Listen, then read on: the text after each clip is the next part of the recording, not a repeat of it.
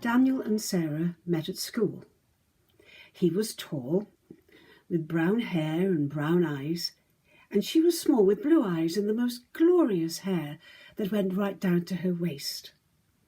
They became great friends, and when they left school they started, as they said in those days, stepping out together. And a few years later they were married.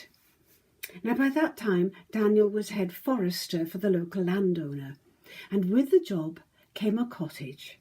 So they moved in and all was perfect.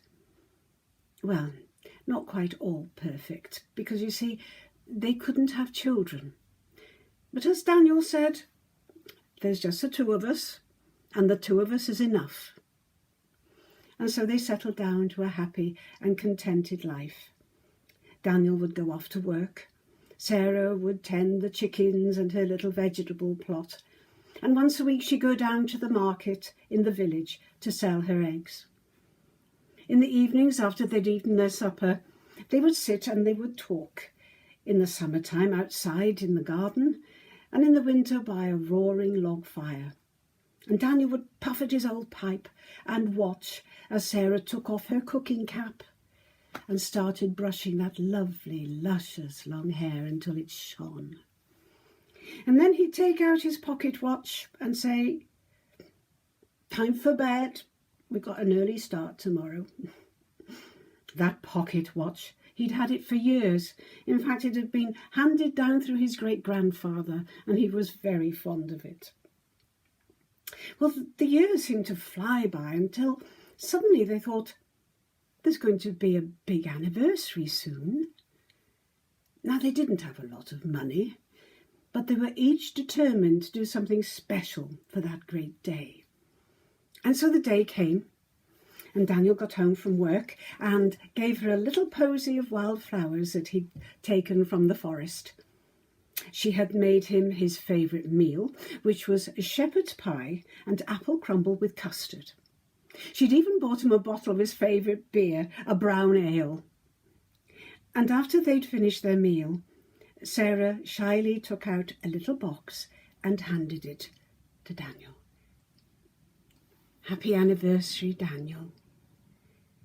And he opened it, and he gave a gasp. Oh, Sarah, it's a chain. It's a chain for your watch, so that you can attach it to your waistcoat. You've always said you wanted one. I think it's called an Albert. Yes, dear, it's called an Albert, and it's wonderful. Thank you.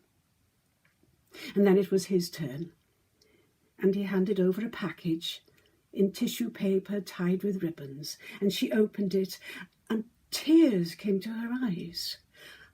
"Oh, Daniel, it's beautiful." And it was. It was the most exquisite tortoiseshell and silver hair slide.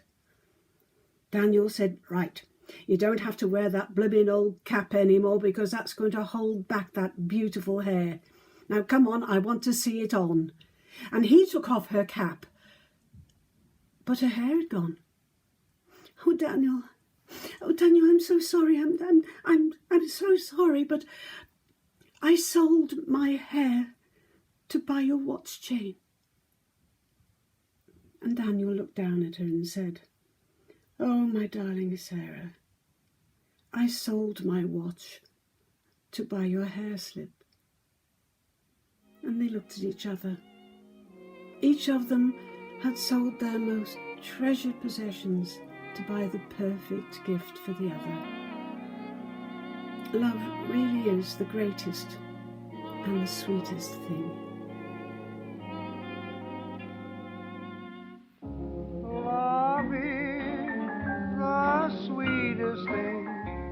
What else on earth could ever bring such happiness to everything as love's old story? Love is the strangest thing. No song of birds upon the wing shall in our hearts more sweetly sing than love's old story. Whatever hearts may desire, whatever life may send, this is a tale that never will tire.